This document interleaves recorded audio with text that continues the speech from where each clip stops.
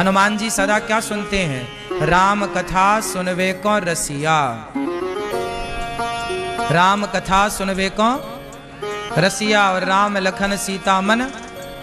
तो हनुमान जी राम कथा बहुत सुनते हैं। तो जहाँ जहाँ जब जब राम कथा होती है हनुमान जी पहुँच जाते हैं राम कथा सुनने के लिए। हनुमान जी बड़े रसिक हैं राम कथा के। हनुमान जी प्रथम श्रोता हैं राम कथा के। अच्छा, जब राम की कथा होती है तो हनुमान जी सभी भक्तजन प्रेम से राम जी का गुणगान सुनते हैं। सुनो, राम की कथा तो स्वयं राम जी भी सुनते हैं। अयोध्या में राम जी को सबसे पहले राम कथा किसने सुनाई थी? हैं? लवकुश ने। राम जी के बेटे हैं लवकुश। महर्षि वाल्मीकि जी से उन्होंने राम कथा पढ़ी, क्योंकि सीता मैया वहीं थी। लवकुश वहीं जन्म लिए महर्षि जी के आश्रम में।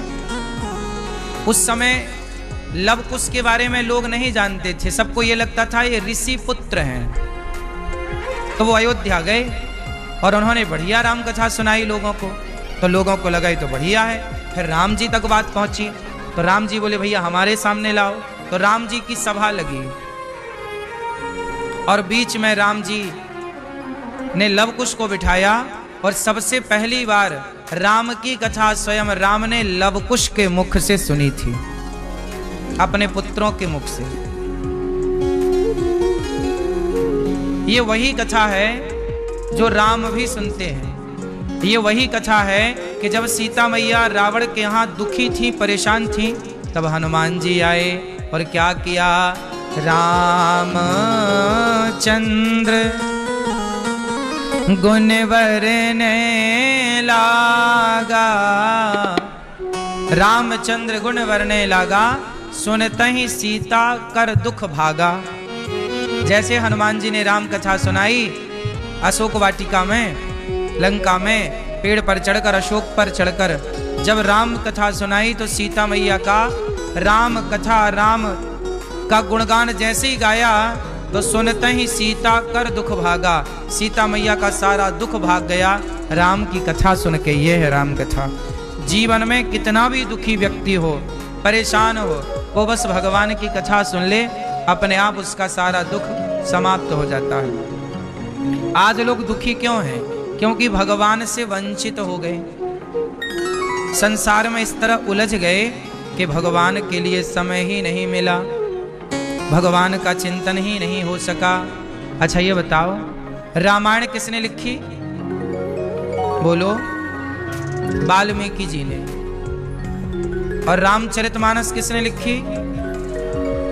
रामायण और रामचरितमानस ये दोनों अलग अलग है। दोनों राम का यशगान कर रहे हैं, पर रामायण को लिखा गया संस्कृत भाषा में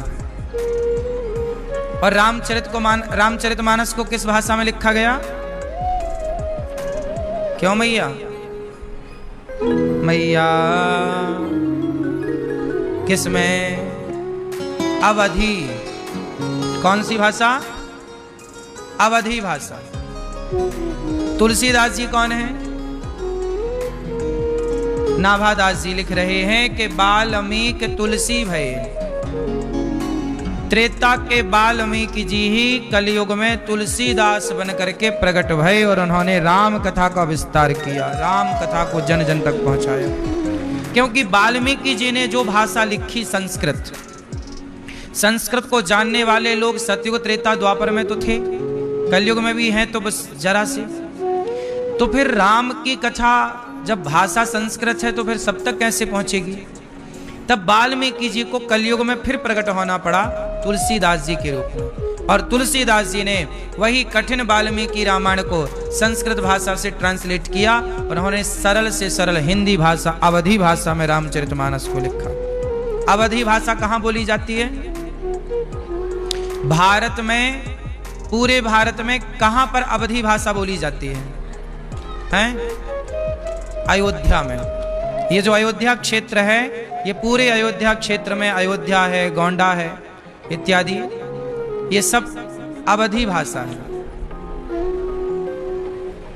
अवधी भाषा बोली जाती है। तो वहां की भाषा में गोस्वामी जी ने, चूंकि राम वहां के हैं, तो जहां के राम हैं, तो राम की भाषा, राम की मातृभाषा में रामचरितमानस लिखी गई। राम जी की मातृभाषा क्या है? अवधी। इसलिए रामचरितमानस को लेकर के हमारे देश में विवाद भी होता है कि तुलसीदास जी ने ऐसा क्यों लिखा, ऐसा क्यों लिखा। उन लोगों को ये समझ नहीं आता कि रामचरितमानस अवधी भाषा में लिखी गई, तो जो भाषा अवध में बोली जाती है, कई बार उन शब्दों को दूसरे लोग नहीं पकड़ पाते, नहीं जान पाते। कुछ शब्दावली ऐसी होती है, कुछ भाषाएं ऐसी होती है जो केवल आप समझते हैं, क्योंकि वो आपकी मातृभाषा है।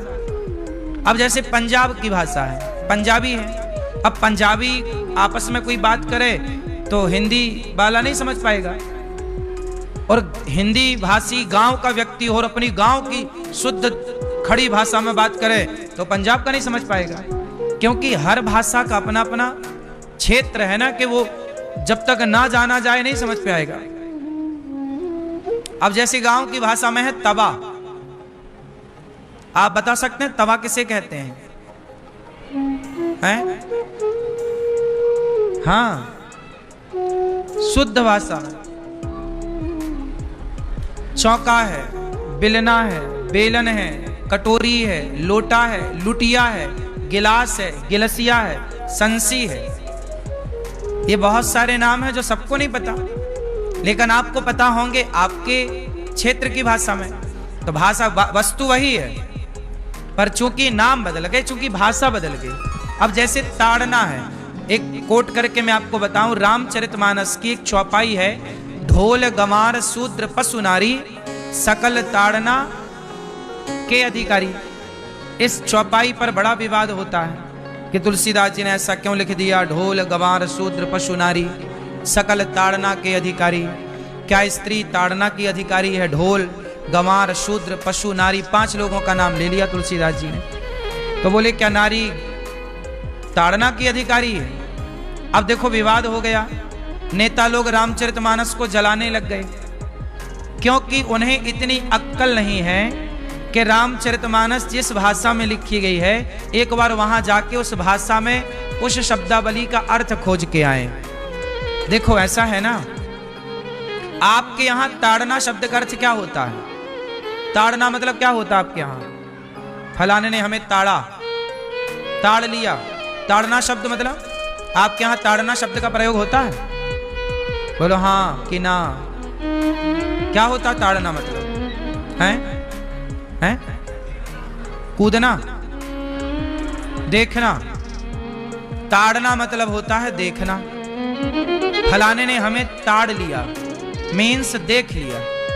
अच्छा, कहीं पर ताड़ना शब्द का अर्थ मारना भी होता है कि ताड़ो मतलब मारो। तो ताड़ना शब्द के 2 अर्थ हो गए।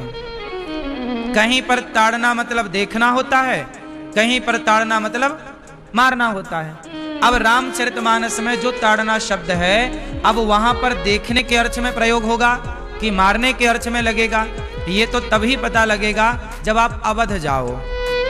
अवध की भाषा में देखना पड़ेगा कि अवध की भाषा में ताड़ना शब्द का अर्थ क्या है। तो अवध की भाषा में ताड़ना शब्द का अर्थ होता है देखना।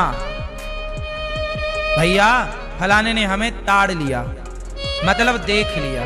तो ढोल गंवार शूद्र पशु नारी सकल ताड़ना मतलब ढोलक को देखना पड़ता है, सुर से उतर तो नहीं गई। गंवार आदमी को देखना पड़ता है कि कोई गलत हरकत तो नहीं कर रहा। पशु गैया चराने जाओ तो गायों को देखते रहना पड़ता है, कहीं गाय फसल में तो नहीं घुस गई, कहीं गाय किसी का नुकसान तो नहीं कर रही है। आप में से कोई गैया चराया है बचपन में? गैया चराए हो तो जानोगे कि गैया ना चरते चरते खेतों में घुस जाती है, किसानों का नुकसान कर देती है। तो उसे देखना पड़ता है कि किसी किसान का वो नुकसान ना करे। तो वहां पशु कहा गया, ढोल गंवार शूद्र पशु। तो पशु को देखना पड़ता है, ये थोड़ी कि पशु को मारते रहो। और नारी, नारी को मारने का नहीं कहा। अच्छा बताओ, तुलसीदास जी ने रामचरितमानस लिखी, राम जी का गुण लिखा, राम जी का यश लिखा। क्या राम जी ने पूरे जीवन में कभी सीता मैया पर हाथ उठाया? उत्तर दो। क्या राम ने सीता मैया को मारा? बोलो। नहीं मारा, कहीं मारने का उल्लेख नहीं है। तो जब राम ने सीता मैया को नहीं मारा तो तुलसीदास जी ऐसा क्यों लिखेंगे कि नारी को मारो? मारो नहीं, ताड़ो मतलब देखो, अपनी स्त्री को देखो। देखने का तात्पर्य क्या है? राम जी मारीच मामा के चक्कर में जंगल चले गए। सोने का मृग बन के आया ना मारीच, तो राम जी जंगल चले गए। तो वहां पर राम जी सीता मैया से दूर हो गए। तो राम जी ने लक्ष्मण जी को क्या बोला कि तुम सीता मैया को देखते रहना, ध्यान रखना, मैं आ रहा हूं। सीता मैया को तुम क्या करते रहना? देखते रहना। आप लोग किसी के घर में जाते हो, जब कहीं जाते हो तो आप पड़ोसी से भैया थोड़ा हमारे घर की तरफ देखते रहना। तो देखते रहने का मतलब ये थोड़ी है कि बस बैठे घर को देखते ही रहे। देखते का मतलब ये हुआ कि आते जाते नजर मारते रहना। तो सीता मैया को देखते रहना लक्ष्मण, हम आ रहे हैं। तो लक्ष्मण जी देखते रहे, मतलब सीता मैया की रक्षा। वहां देखने शब्द का अर्थ हो गया रक्षा। देखते रहना मतलब रक्षा करना। अच्छा, फिर लक्ष्मण जी को भी जाना पड़ा। जब मारीच मरा तो उसने छल पूर्वक हा लक्ष्मण लक्ष्मण पुकारा। जब लक्ष्मण पुकारा तो सीता मैया को लगा कि राम जी संकट में हैं। तो लक्ष्मण जी को सीता मैया ने कहा कि जाओ, राम संकट में है। लक्ष्मण जी ने समझाया कि राम जी पर संकट नहीं आ सकता माता, वो छल है। सीता मैया नहीं मानी और लक्ष्मण जी को भेज दिया। अब सीता मैया जंगल में हो गई अकेली। अब ना तो राम जी देखने वाले हैं ना लक्ष्मण जी देखने को हैं। तो तुलसीदास जी कह रहे हैं कि ताड़ना मतलब अपनी नारी को, स्त्री को देखते रहो। यदि नहीं देखोगे, चाहे आपका पिता देखे, चाहे आपका पुत्र देखे, मतलब बेटी को कौन देखता है? पिता। कहां चली गई बेटी, कहां है, कहां नहीं आई, देर क्यों हो रही है? तो बेटी को कौन देखता है? बेटी की देख रेख कौन करता है? और विवाह के बाद उसकी देख रेख उसका पति, और पति के ना रहने पर उसकी देख रेख उसका पुत्र। तो नारी जात जो है वह किसी ना किसी की देख रेख में ही होती है। बोलो हाँ। और नारी देख रेख में होगी तो अच्छी होगी, सुखी होगी। तो तुलसीदास जी ने कहा कि ढोल गवान शूद्र पशु नारी सकल ताड़ना। ताड़ना मतलब देखन के अधिकारी। नारी को देखते रहो। अब लक्ष्मण जी भी चले गए और राम जी भी चले गए। जंगल में कोई देखने वाला सीता मैया को बचा नहीं, तो रावण आ गया और रावण मौके का फायदा उठाया और सीता मैया को लेकर के चला गया। तो नारी पर यदि पिता, पति और पुत्र की दृष्टि यदि हट जाएगी तो नारी पर संकट आकर खड़ा हो सकता है। इसलिए नारी को देखते रहो, ये बात कह रहे हैं तुलसीदास जी। नारी को क्या करते रहो? देखते रहो। सकल ताड़ना के अधिकारी मतलब सब लोग मतलब घर वालों को कह रहे हैं। भाई घर में सब लोग हैं, जैसे आपके घर में सब लोग हैं, आपके ससुर हैं, आपके पति हैं, आपके पुत्र हैं, तो सब लोग मिलके अपने अपने घर की नारियों को देखते रहो। नारियों को मतलब नारियां कौन है? या तो तुम्हारे घर में बेटी होगी, या तो तुम्हारे घर में बहू होगी, बहू बेटी। इन्हीं को ना देखना पड़ता है कि बेटी समय से स्कूल से क्यों नहीं आई, कहाँ चली गई, आज समय 1 घंटा लेट हो गया, कहाँ चली गई। 1 घंटा नहीं, आधा घंटा भी बेटी लेट हो जाए तो धड़कन बढ़ने लग जाती है माँ बाप की कि कहाँ चली गई। हाँ या ना? यही ना देख रेख है। तुलसीदास जी इसी की चिंता करते कहते हैं कि नारियों को देखते रहो। लेकिन लोगों ने देखना अर्थ नहीं लगाया, लोगों को लगा कि कह रहे हैं मारते रहो। अब मारना शब्द के, जब ताड़ना शब्द के 2 ही अर्थ हैं, देखना और मारना। यदि आप मारना अर्थ कर लोगे तो पूरी बात गलत हो जाएगी। फिर तो नारियां कहेंगी कि लो तुलसीदास जी हमें मारने का कह रहे हैं, फिर तो आप तुलसीदास जी के विरोधी हो जाएंगे। एक शब्द से अर्थ बदल जाता है। अब देखो, ये तो सन मतलब सूर्य भी होता है, सन मतलब पुत्र भी होता है। अब ये तो उस सेंटेंस से पता लगेगा ना कि वो सूर्य के लिए कोट कर रहा है, सूर्य की बात कह रहा है कि पुत्र की बात कह रहा है। बोलो हाँ। एक ही उच्चारण के 2 अर्थ हो गए कि नहीं? सन मतलब सूर्य भी, सन मतलब बेटा भी, पुत्र भी। तो जैसे इंग्लिश भाषा है, इसमें भी एक कि दो अर्थ निकल रहे हैं। उसी तरह हमारी भाषा के अनेक अर्थ हो सकते हैं। अब वो अर्थ ना समझने के कारण झगड़ा होता है। तो तुलसीदास जी की कोई भी बात समझने के लिए, अर्थ करने के लिए उनकी भाषा का ज्ञान होना चाहिए, और भाषा है अवधि। तो तुलसीदास जी ऐसे हैं, दिव्य हैं। वो समाज के लिए बहुत अच्छा लिखते हैं, समाज के लिए बहुत अच्छा करते हैं। तुलसीदास जी का जन्म हुआ 1589 संवत, सन की बात करें तो 1554 लगभग। तुलसीदास जी का जन्म जब हुआ तो इनकी माता की मृत्यु हो गई। जन्म के कुछ समय बाद पिता की मृत्यु हो गई। जो इनको रोटी दिया करती थी इनकी माता, पड़ोस की माता, एक मासी माँ, वो भी कुछ दिनों बाद मर गई। तो समाज में ये भ्रांति हो गई कि भाई तुलसीदास जी को जो रोटी देता है, इस बच्चे को जो खाना देता है, वो मर जाता है। तो तुलसीदास जी को लोगों ने रोटी देना बंद कर दिया। बचपन से ये जन्म लेते ही राम बोले थे, इसलिए इनका एक नाम पड़ा राम बोला। तुलसीदास जी का एक नाम है राम बोला। तुलसीदास जी जब पैदा हुए तो इनके पूरे पूरे दांत थे। तो लोगों को लगा ये तो बड़ा अपशगुन है, बच्चा पैदा होता है तो उसके दांत नहीं होते। लेकिन तुलसीदास जी पैदा हुए तो उनके सारे दांत थे। लोगों को लगा ये तो बड़ा अपशगुन है। समाज ने बहिष्कार कर दिया, उस बच्चे को रोटी पानी देना लोगों ने बंद कर दिया। जैसे तैसे वो पढ़ने काशी आ गए। हरि गुरु जी इन्हें मिल गए। तुलसीदास जी जब पढ़ने आए तो नरहरिदास जी इन्हें मिल गए। तुलसीदास जी के गुरु हैं नरहरिदास जी। नरहरिदास जी के गुरु हैं रामानंदाचार्य जी। रामानंदाचार्य जी श्री परंपरा से हैं, श्री संप्रदाय। रामानुजाचार्य संप्रदाय से श्री रामानंदाचार्य जी, पहले रामानुजाचार्य जी, फिर उसी परंपरा में भगवान रामानंदाचार्य जी, फिर हरिहरदास जी, और हरिहरदास जी के शिष्य हुए हैं तुलसीदास जी।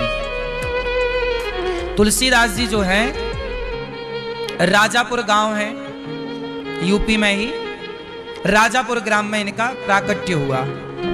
माँ बाप चल बसे, अनाथ हो गए, पढ़ लिख कर काशी में विद्वान होकर लौटे।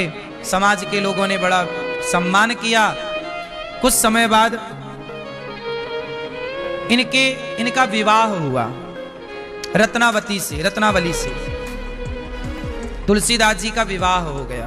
पढ़ लिख के आए ना, विद्वान हो गए, थोड़ा काम धाम करने लग गए, पैसे भी कमाने लग गए। तुलसीदास जी पत्नी के साथ रहने लग गए, विवाह हुआ। तुलसीदास जी के पिताजी का नाम था आत्माराम दुबे, माता का नाम था श्रीमती हुलसी, हुलसी के पुत्र तुलसी। इनकी पत्नी है रत्नावली, रत्नावती भी कहते हैं, रत्नावली भी कहते हैं। तो तुलसीदास जी का जब विवाह हुआ तो इन्होंने माँ का प्यार पाया नहीं, पिता का प्यार पाया नहीं, पड़ोस अड़ोस का, माँ बाप का, बुआ दादी और रिश्तेदारों का प्यार पाया नहीं। पत्नी मिल गई तो पत्नी थोड़ा प्यार करती है, तो उन्हें पहली बार प्यार मिला तो वो अपनी पत्नी से बहुत आसक्त हो गए। पत्नी के बिना अब दिन भर वो पत्नी के पास रहते, काम धाम करे आए, कमाना तो जरूरी था रोटी, तो कमाएं और फिर पत्नी के पास बैठे, टुकुर टुकुर देखें पत्नी को, पत्नी प्यार करे, दोनों बड़े खुश। एक दिन क्या हुआ कि तुलसीदास जी की सास बीमार पड़ गई। माता रत्नावली की माँ बीमार पड़ी तो उनके भैया उन्हें लिवाने आ गए, बहन माँ बहुत सीरियस हैं, जल्दी चलो। तो रत्नावती जी बोली कि नहीं, मेरे पति आने वाले हैं, आज आए, मैं उन्हें सूचित कर दूं कि मैं जा रही हूं, फिर मैं चलूंगी। भैया बोले तब तक तो माँ निपट जाएगी।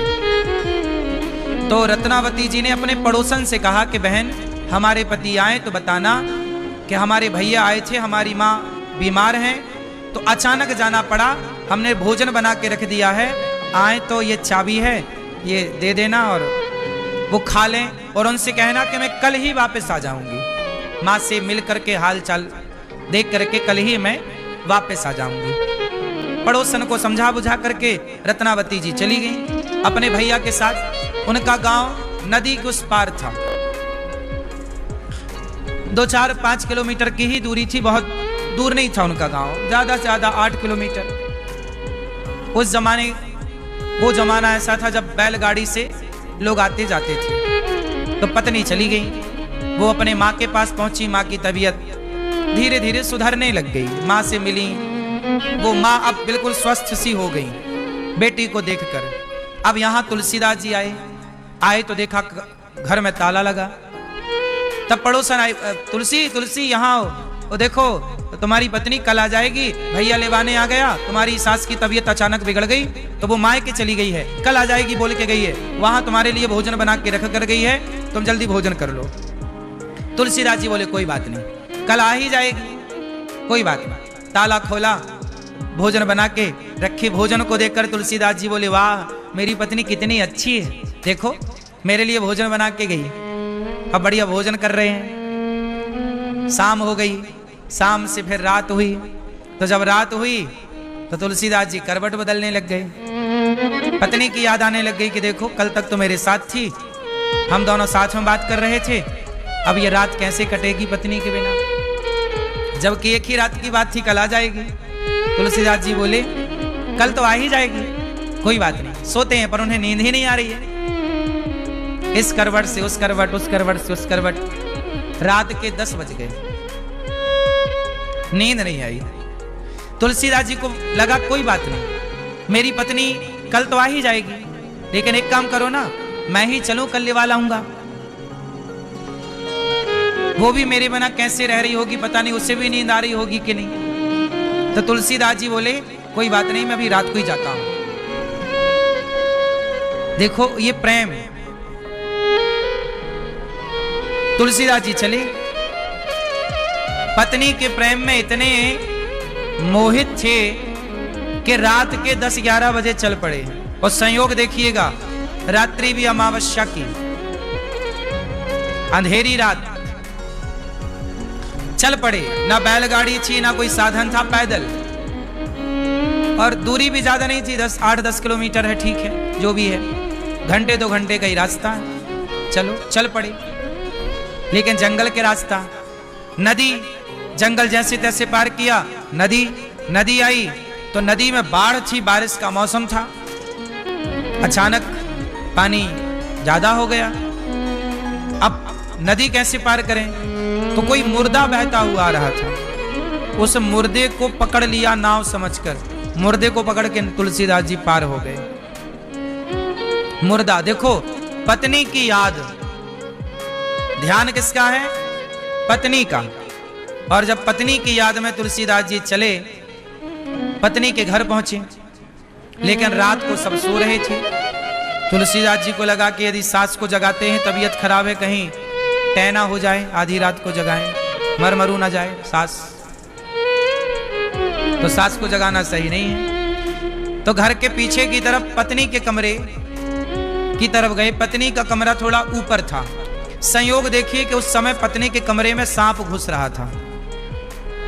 रत्नावती के कमरे में कौन घुस रहा है, रात के बारिश का टाइम, सांप बिच्छू तो बहुत होते हैं गांव में, तो पहले आज भी बहुत होती हैं, तो सांप घुस रहा था।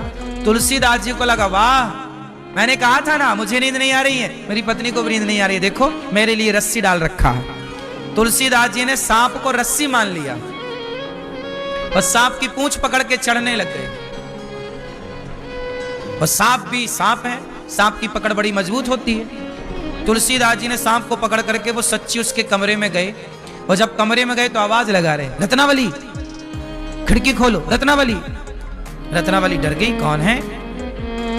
दीपक जलाया, देखा तो तुलसीदास जी। स्वामी आप आधी रात को तुम्हें नींद आ गई? हाँ मैं तो सो रही थी।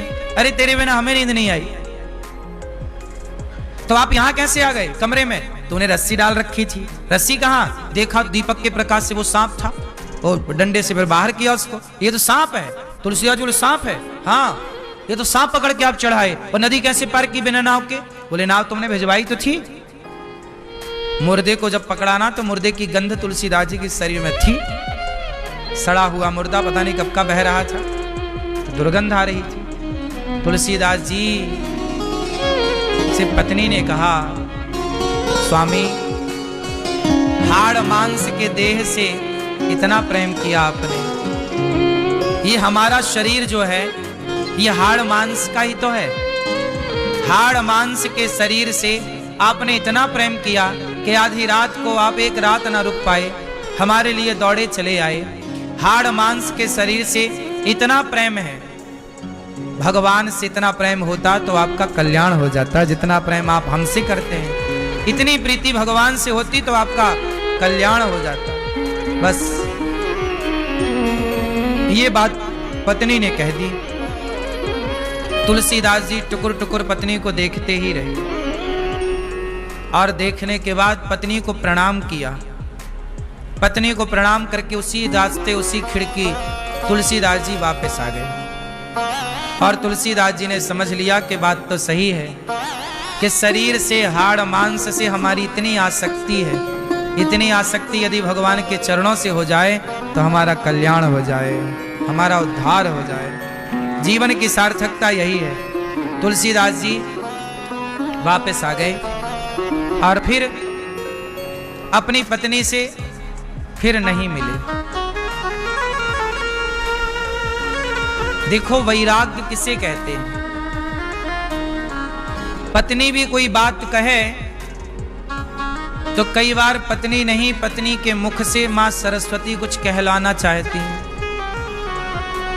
इसलिए आप लोगों के लिए मैसेज है तुलसीदास जी की इस कथा से कि जितना प्रेम हम लोग शरीर से करते हैं, शारीरिक अटैचमेंट हम लोगों का जितना है, इतना अटैचमेंट काश भगवान से हो जाए तो हम सबकी नैया पार हो जाए।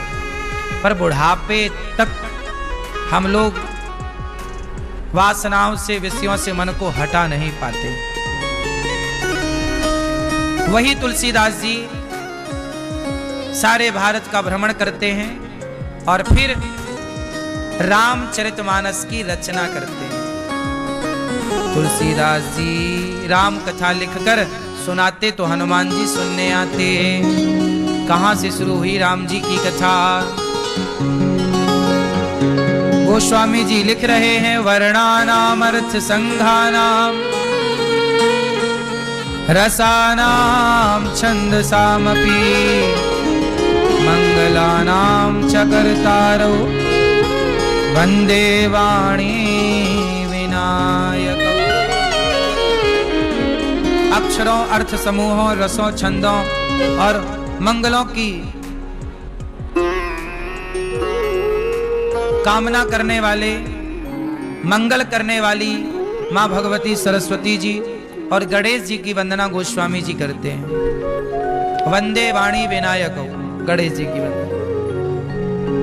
मंगल करने वाली मां सरस्वती जी की वंदना। भवानी शंकरौ वंदे, भवानी पार्वती शंकरौ, शंकर की वंदना करते हैं। वंदे श्रद्धा विश्वास रूपिणौ, श्रद्धा और विश्वास के स्वरूप भगवान शंकर पार्वती की वंदना कर रहे हैं। तुलसीदास जी सीताराम गुणग्राम पुण्यारण्य विहारिणौ, भगवान श्री सीताराम चंद्र जी के गुण समूह रूपी पवित्र वन में विहार करने वाले विशुद्ध विज्ञान संपन्न कवीश्वर और कपीश्वर। कवीश्वर मतलब वाल्मीकि जी और कपीश्वर मतलब हनुमान जी, दोनों की वंदना गोस्वामी जी करते हैं। अच्छा, तुलसीदास जी से हम एक चीज तो सीख लेनी चाहिए। तुलसीदास जी सबकी वंदना करते हैं। सबको वंदना मतलब सबको प्रणाम करते हैं। किस किस को प्रणाम करते हैं? तुलसीदास जी मूक हो ही बाचाल, पंगु चढ़हि गिरिवर गहन, जासु कृपा सुदयाल, द्रवहु सकल कलिमल दहन।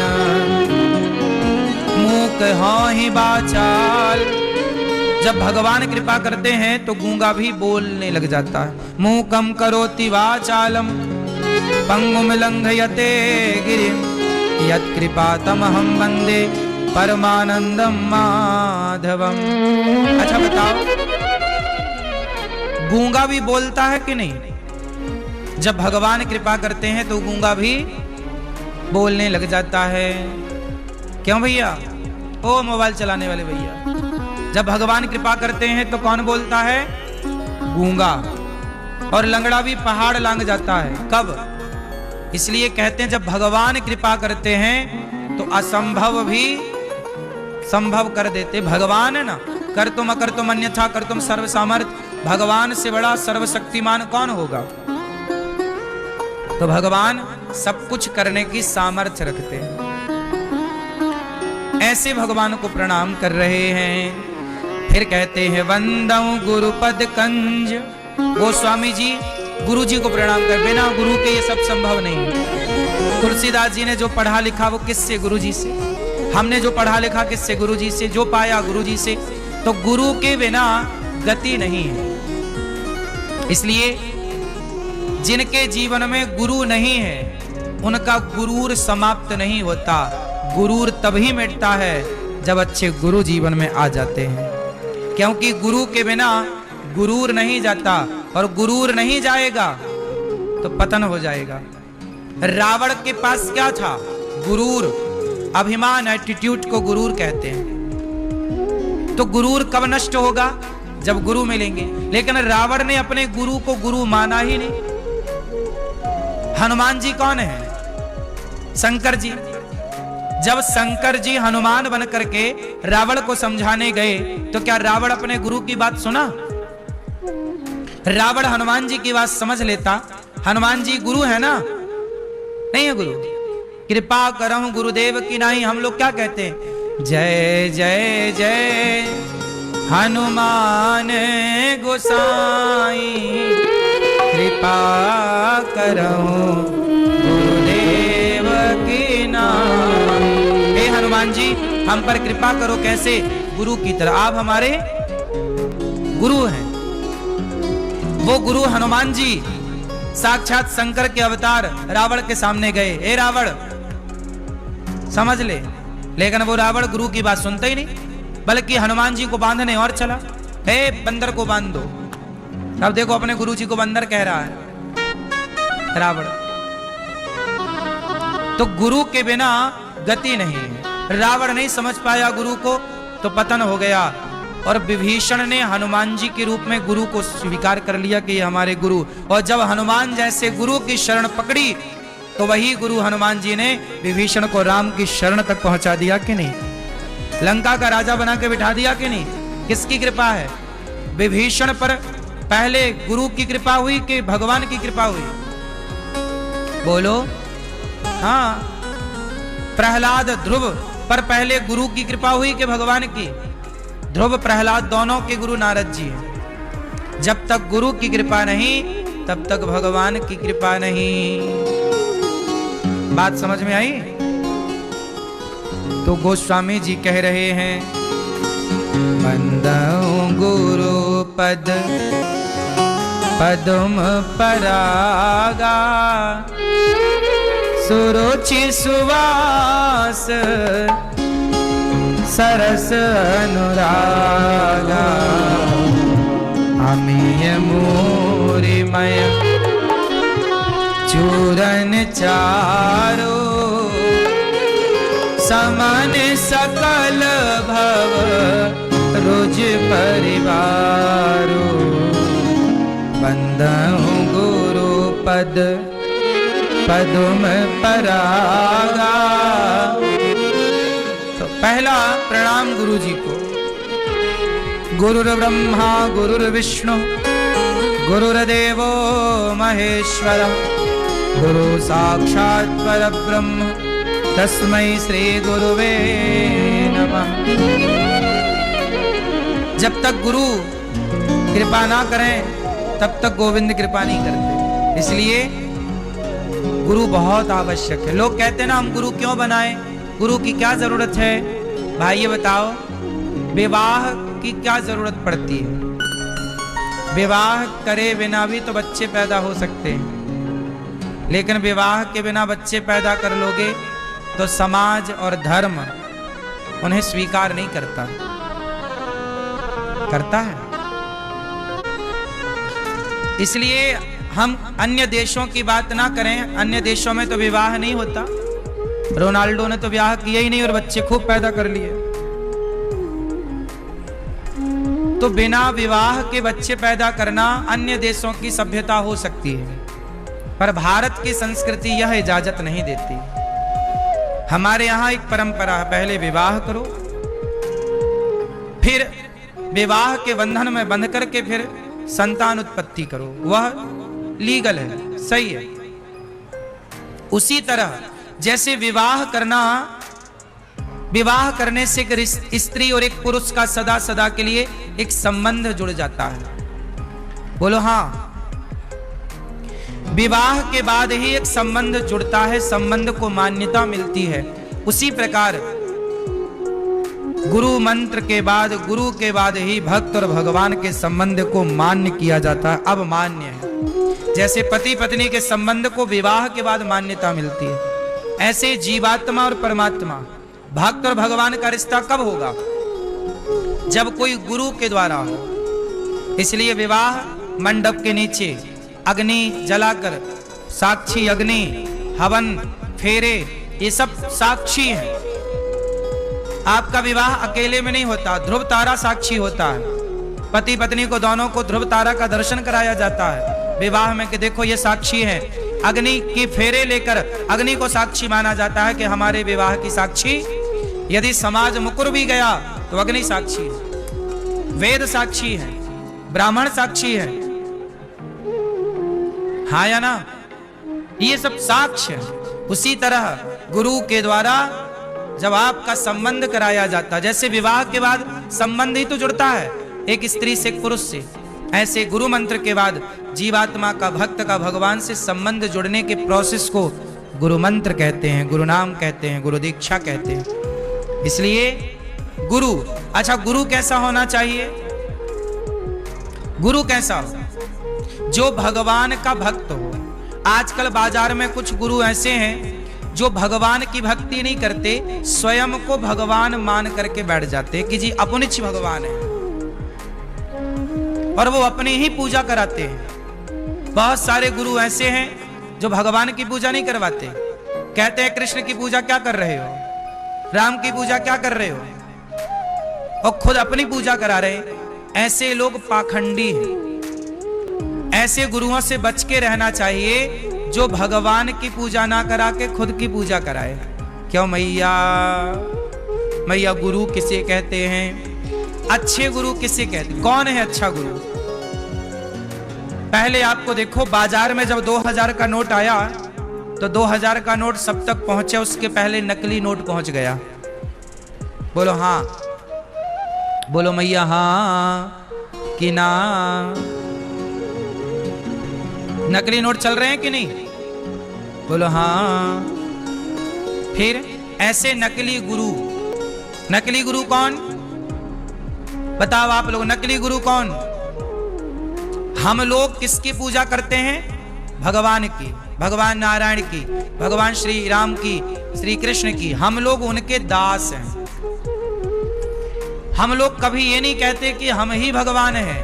हम कभी भगवान नहीं हो सकते ना। भगवान तो भगवान है साहब। वो चुटकी बजाएं तो संसार बन जाए, वो चुटकी बजाएं तो प्रलय हो जाए। भगवान है ना, वो भगवान ही तो है जो तुम्हारे पैदा होने पर तुम्हारी माँ के आंचल में दूध भरते हैं। अब ये सामर्थ्य किसी इंसान की नहीं हो सकती ना। गुरु मार्गदर्शक है, गुरु भगवान तक पहुंचाने का साधन है।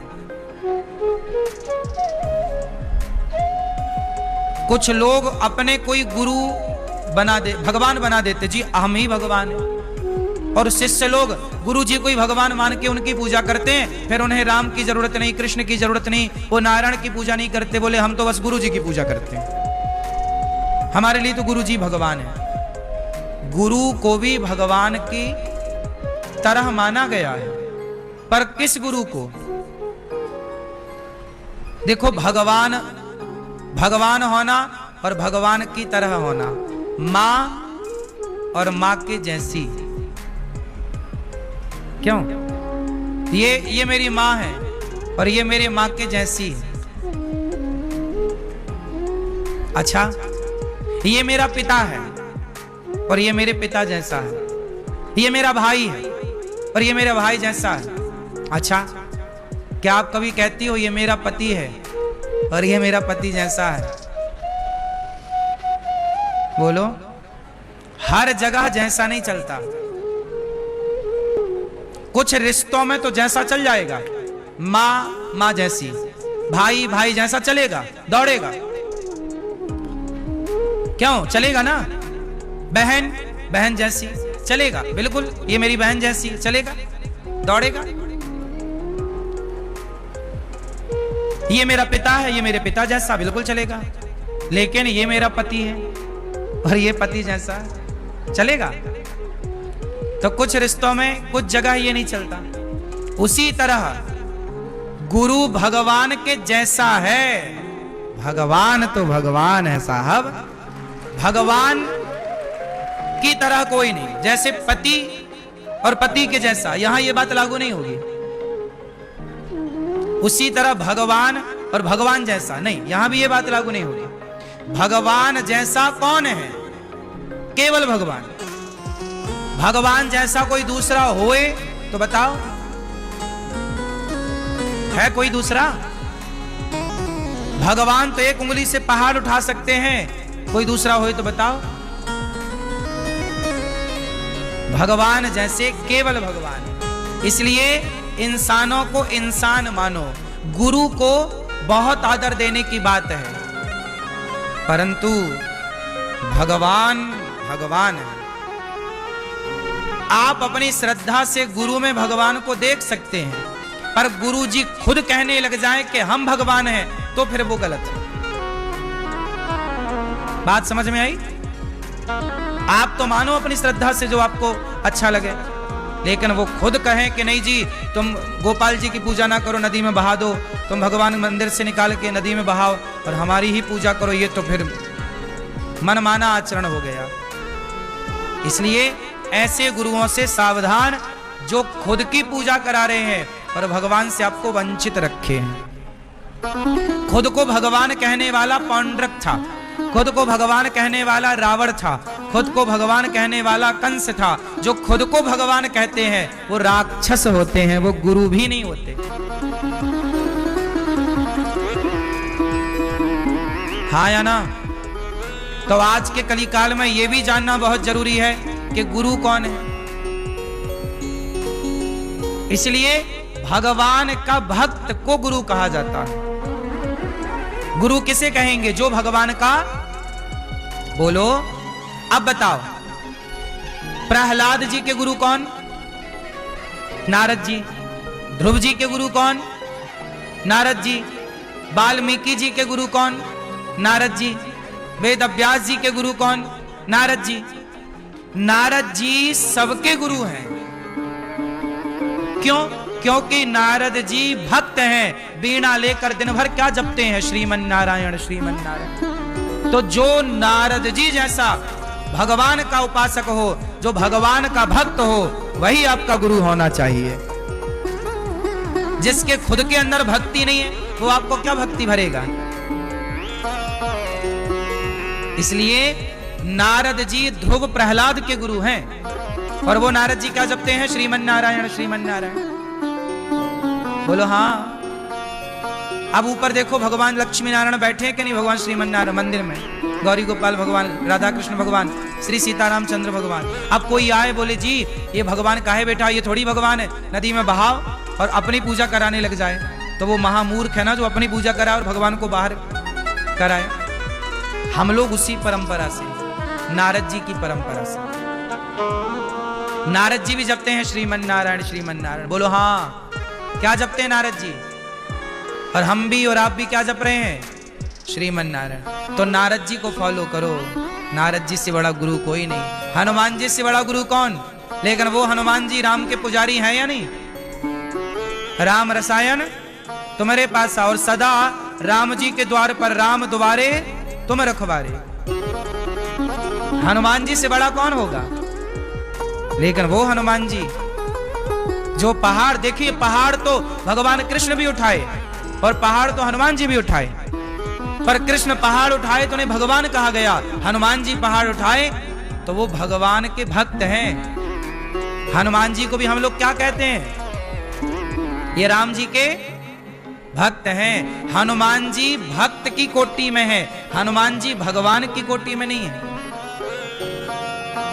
बात समझ में आई? भगवान सब नहीं हो सकते ना मेरी मां। प्रधानमंत्री सारे हो सकते हैं? सब बन जाओ फिर प्रधानमंत्री। सब बन जाओगे तो प्रधानमंत्री की वैल्यू क्या रह जाएगी? भाई वैल्यू तो तब तक है ना जब तक एक है। बोलो हाँ। सारे राष्ट्रपति हो जाएं तो फिर राष्ट्रपति की वैल्यू क्या? क्यों मैया? एक ना होगा तो एको ब्रह्म द्वितीयो नास्ति, एक ब्रह्म, ईश्वर एक है। हनुमान जी कौन है? भगवान के भक्त हैं। बोलो हाँ। और वो भक्त क्या जप रहे हैं? श्री राम जय जय राम। आजकल लोग राम राम नहीं जप रहे हैं, कृष्ण कृष्ण नहीं जप रहे हैं, नारायण नारायण नहीं जप रहे हैं, जो मन में आ रहा वो जप रहे हैं। इसलिए अपनी प्राचीन परंपराओं को ना गवाओ। ये सब लोग ज्ञान भूल गए। आजकल कोई भी किसी को भी आप गुरु मान लेते हो। गुरु कौन है? जो भक्त है वो गुरु। मीराबाई ने किसे गुरु बनाया? रैदास जी को। मोची है, जूता सिलते हैं। जाति क्या है मायने नहीं रखती। रैदास जी क्या सिलते हैं? जूता। आपके पांव का जूता फट जाए तो लोग ले जाते और रैदास जी जरा सिल दो। वो जूता सिल रहे हैं, लेकिन वो जूता सिलने वाले रैदास जी इतने बड़े भक्त थे कि उनके कठौता में गंगा मैया प्रकट होती थी। तब से कहावत ना चालू हुई कि मन चंगा तो कठौता में गंगा, कठौता में गंगा। मन चंगा तो कठौता में। तो ये कहावत कब से स्टार्ट हुई? रैदास भक्त जो थे, रैदास जी, उनके बारे में लोगों ने अफवाह फैलाई। अरे बोले ये तो भक्त होने का नाटक कर रहा है। एक बार क्या हुआ कि रैदास जी जूता सिल रहे थे कि तभी उनके गांव के कुछ लोग ना, 2 लोग गंगा जी जा रहे थे। तो रैदास जी को पता लगा कि ये भैया हमारे गांव के गंगा जी जा रहे हैं। तो उन्होंने, रैदास जी ने कहा भैया ये हमारी दक्षिणा गंगा मैया को भेंट कर देना और ये चुनरी ले जाओ, ये दक्षिणा और ये चुनरी गंगा मैया को। हम तो जा नहीं पा रहे हैं, हमारी तो सामर्थ्य है नहीं किराया भाड़ा लगाने की, तो तुम जा रहे हो तो ये हमारी दक्षिणा कुछ 1 पैसे उन्होंने दी होगी। कहा ये पैसे ले लो और ये चुनरी ले लो, ये गंगा मैया को हमारी तरफ से समर्पित कर देना। आज भी गांव में कोई गंगा जाए तो गांव के लोग अपनी अपनी तरफ से कहते भैया ये हमारी तरफ से गंगा मैया को भेंट कर देना, ये हमारी तरफ से, हम तो जा नहीं पा रहे हैं, आप जा रहे हैं तो आप ही दे देना। ऐसा है। तो रैदास जी ने दे दिया चुनरी और कुछ पैसे। अब वो दोनों आदमी गए तो उन्होंने चुनरी तो गंगा मैया को दे दी, जय हो गंगा मैया, ये रैदास जी ने चुनरी भेजी है। पर कुछ पैसे थे, उनको लगा यार काहे ये चढ़ाना, ये तो अपन चाय वाय पी लेंगे। तो पैसे नहीं चढ़ाए, और जब नहीं चढ़ाए और वापस जाने लगे तो गंगा मैया ने आवाज लगाई, ए रुक, मेरे रैदास ने वो भिजवाई थी दक्षिणा, कहां? अब तो ये डर गए, अरे गंगा मैया बुला रही, तुरंत दे दी। गंगा मैया ने रैदास जी की देखो देखो भक्ति देखना। रैदास जी जाति के मोची हैं, सिल रहे हैं जूता, पर प्रेम और भक्ति देखिए कि गंगा मैया आवाज लगा रही है उनके लिए। फिर क्या हुआ? गंगा मैया ने उनकी दक्षिणा ली और गंगा मैया ने एक सोने की चूड़ी निकाली। उनका हाथ, सुनो ये लो, ये मेरे रैदास को दे देना, कह देना कि गंगा मैया ने तुम्हारी सेवा स्वीकार कर ली है, और ये लो। अब भैया गंगा मैया ने सोने की चूड़ी दी। अब सोचो वो गंगा मैया ने ही जब दी होगी तो वो कैसी रही होगी? अद्भुत नक्काशी, अद्भुत डिजाइन, अद्भुत। अब वो दोनों के मन में पाप आ गया। वो जो दोनों आए थे नहाने, उनको लगा कि रैदास को कैसे पता कि गंगा मैया ने क्या दिया? अब वो गए और सुनार की दुकान में चूड़ी बेच आए। ये कहानी ऑन रिकॉर्ड लिखित में रैदास जी की घटना बहुत 400-500 साल पुरानी है। ये सब घटनाएं इसी कालखंड में ये सब घटी। तुलसीदास जी के टाइम पर ही ये सब आगे पीछे घटनाएं घटी हैं। तो रैदास जी अब वो लोग सुनार को बेच दिए। अच्छा, सुनार तो बड़ा पारखी था, सुनार को लगा कि ये आभूषण सामान्य नहीं है, चलो राजा को भेंट करते हैं। अब उन्होंने तो पैसे बांट लिए, दोनों 50-50 दोनों गंगा नहाने आए थे, और रैदास जी से कह दिया कि हमने तुम्हारी दक्षिणा चढ़ा दी और गंगा मैया को हमने प्रणाम कर लिया। अच्छा ठीक है। रैदास जी को ये बताया ही नहीं कि तुम्हारे लिए सोने का कुछ प्रसाद पहुंचाया है माता जी ने। अब वो दोनों बांट के पैसे अपना तो मस्त खा पी के पड़े। लेकिन सुनार राजा के पास गया, महाराज ये चूड़ी आपके लिए। रानी ने देखा तो पसंद आई। सुनार से कहा कैसा करो, कैसी चूड़ी एक और लाओ, हम दोनों हाथ में पहनेंगे। ये बहुत पसंद आई रानी को। अब सुनार कैसे बनाए, पूरी जान लगाए सुनार, तो वैसी चूड़ी कैसे बने, गंगा मैया ने दी है, वो थोड़ी कोई बना सकता था, अद्भुत थी। अब राजा ने कहा तू नहीं बनाएगा, मैं तुझे मृत्यु दंड दूंगा। सुनार बोला फंस गए। ये बता तुझे किसने दी?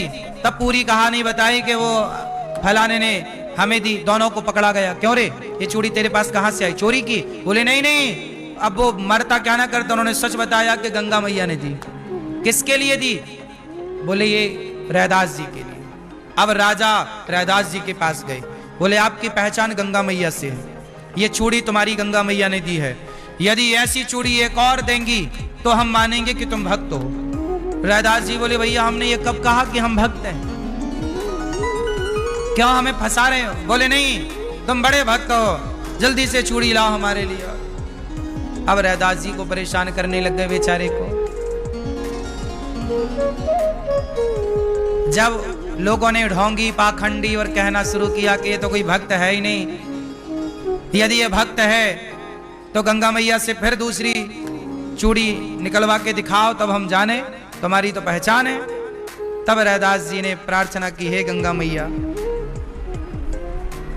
ये पापी लोग हमारी भक्ति पर संदेह कर रहे हैं, भक्ति पर संदेह हुआ तो फिर भगवान का नाम, भगवान का यश खराब होगा, हे मां कृपा करो। जब रैदास जी ने गंगा मैया को पुकारा तो रैदास जी के वो चमड़े का जो मोची होता है ना, चमड़े का ही पानी भरने के लिए वो बनाता है एक पात्र, उसमें पानी भरता है, चमड़े का था वो पात्र। जूता सिलना पानी लगता है ना चीजों के लिए, तो पानी भरने का जो पात्र था वो भी चमड़े का था। उस चमड़े के पात्र में जब गंगा मैया का आवाहन किया श्री भक्त जी ने, रैदास जी ने, और प्रेम पूर्वक जब पुकारे तो उस चमड़े के पात्र से गंगा मैया प्रकट हो गई। उनका हाथ में दूसरी चूड़ी लेकर के मैया प्रकट हुई, सबने देखा।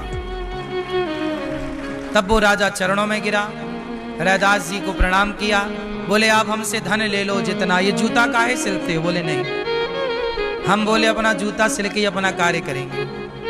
जो जूता सिलने से पैसा कमाते वो साधु जनों की सेवा में लगाते। रैदास जी भक्ति करते। इन्हीं रैदास जी से गुरु मंत्र लेने के लिए मीराबाई आई, लेकिन मीराबाई ने गुरु बनाया। गुरु क्या बोलती मीराबाई कि वस्तु अमोलक दी मेरे सतगुरु, करी कृपा अपनायो पायो जी मैंने, राम रतन धन पायो। तो मीराबाई ने गुरु किसे बनाया? जो भक्त है। इसलिए गुरु किसे बनाओ? जो भगवान का भक्त है वही आपका गुरु होना चाहिए। भक्त ही गुरु, क्योंकि भक्त गुरु होगा तो फिर वो भगवान से आपको जोड़ेगा, आपके भीतर भी भक्ति भरेगा। तो भक्त होना चाहिए, पाखंडी ना हो, सेवा करते हैं। अच्छा, रैदास जी किस बल पर भगवान की भक्ति कर रहे हैं? रैदास जी जूता सिलते। एक बार क्या हुआ, रैदास जी के पास भगवान आए और भगवान ने इन्हें एक पारस मणि दी। पारस मणि का एक प्रभाव होता है कि जहां घिस दो वो सोना हो जाता है। तो भगवान ने कहा कि तुम साधु सेवा करते हो रैदास जी जूता सिल के जो पैसा कमाते ना, तो साधु सेवा करते, कोई इनके दरवाजे से भूखा नहीं जाता। अच्छा, पुराने जितने भक्तों को संतों को देखा होगा, सब सेवा को बड़ा महत्व देते हैं, सेवा। इसलिए दास अनिरुद्ध उन्हीं संतों के बताए रास्ते पर चल रहा है। और गौरी गोपाल में भी सवेरे से शाम तक देखो हजारों संतों की भक्तों की सेवा हो रही है, क्योंकि एक ही संकल्प, एक ही नारा, सेवा ही है धर्म हमारा। बड़े बड़े साधु संत यहाँ आते हैं और गौरी गोपाल की सेवाओं का अपनी आंखों से दर्शन करते हैं। ये सेवा है। रैदास जी जूता सिल के अपना पैसा सेवा में लगाते हैं। एक दिन भगवान आए, बोले ये पारस मणि ले लो। भगवान कैसे बनकर आए? साधु बनकर।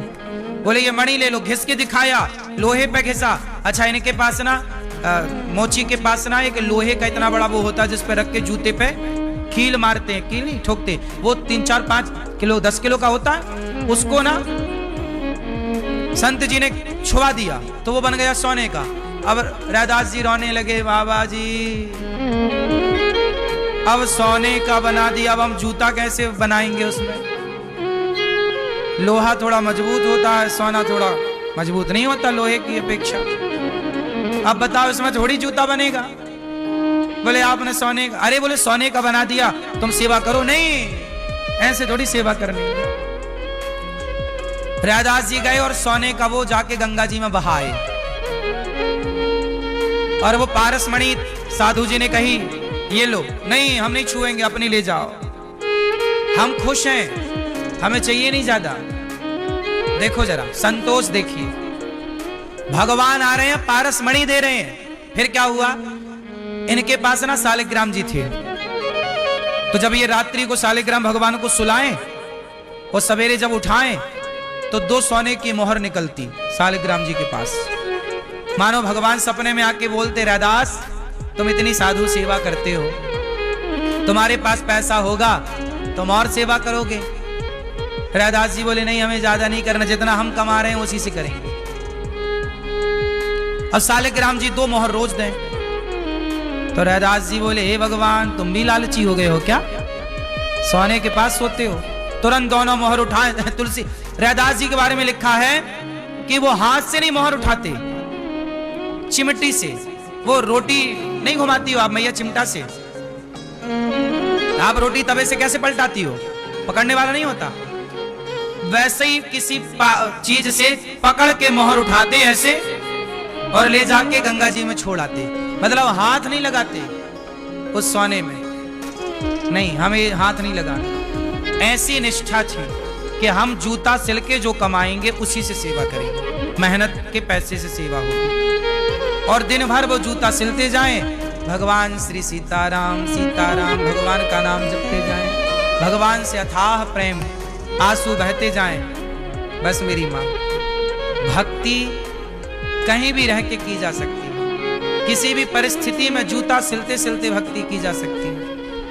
माला लेके ही भजन करना, नाम जपना नहीं, ईमानदारी से जीवन आप जी रहे हैं। सोचिए रैदास जी के पास सोना आता तो वो हाथ भी नहीं लगाते, चिमटे से उठा के फेंक दे, हमें नहीं चाहिए। ऐसा संतोष कहां मिलेगा? निष्काम, कोई कामना नहीं।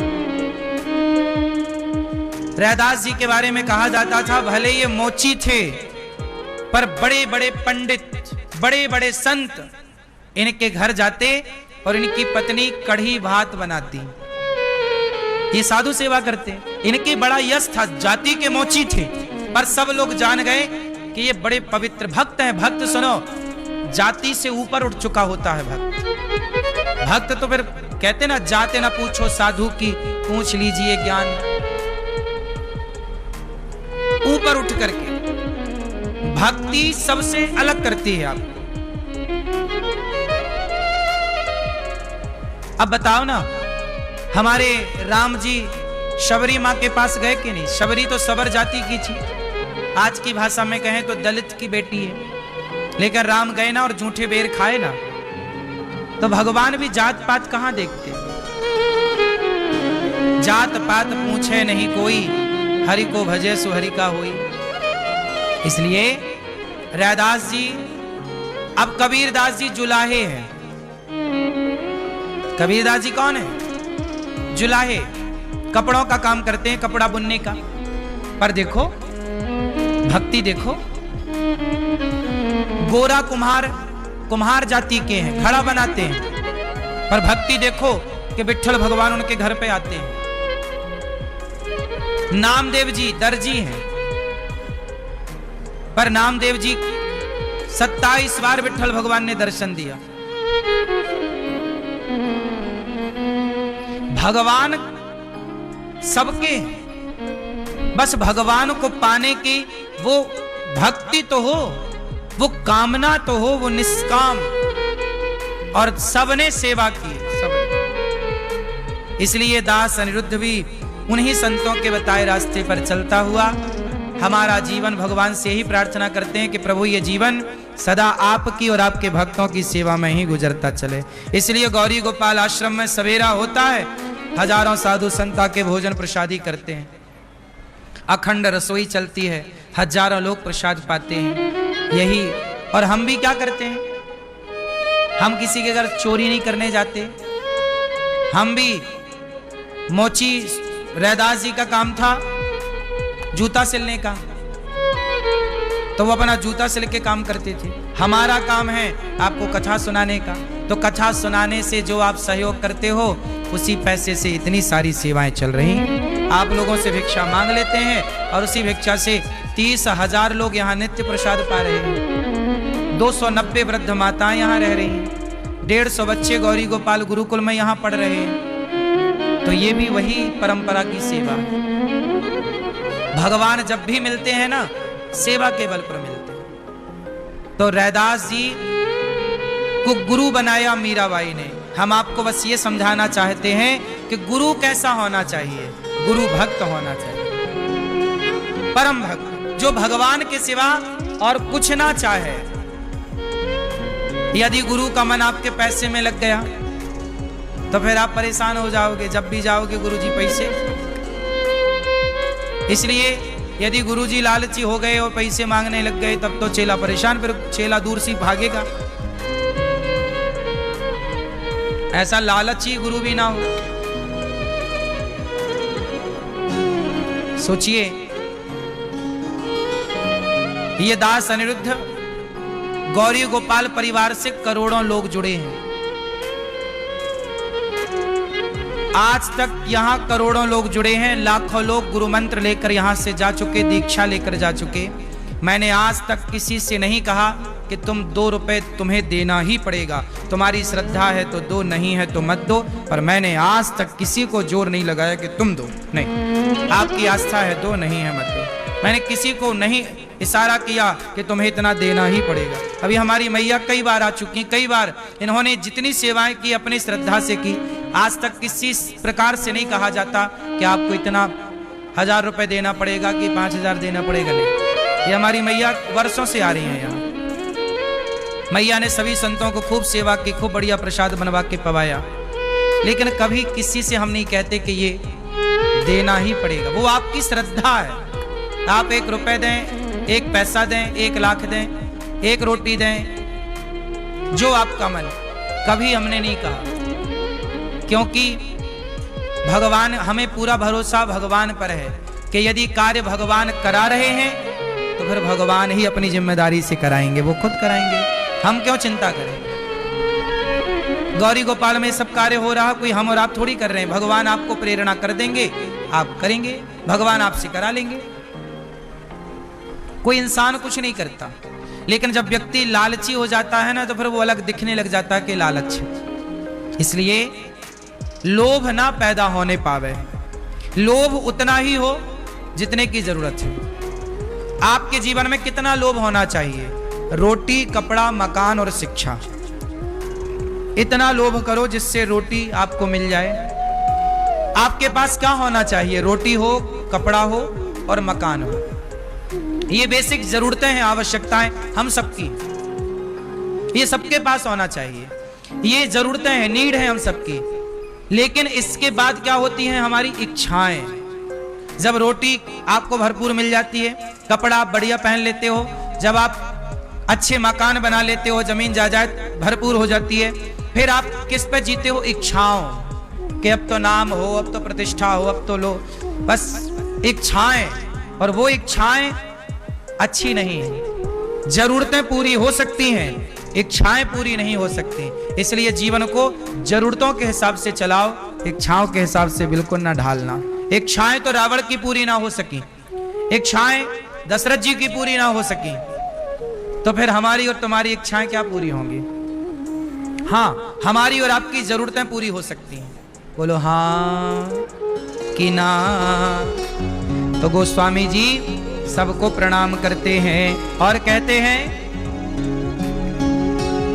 बिनु सत्संग विवेक न होई, राम कृपा बिनु सुलभ न सोई।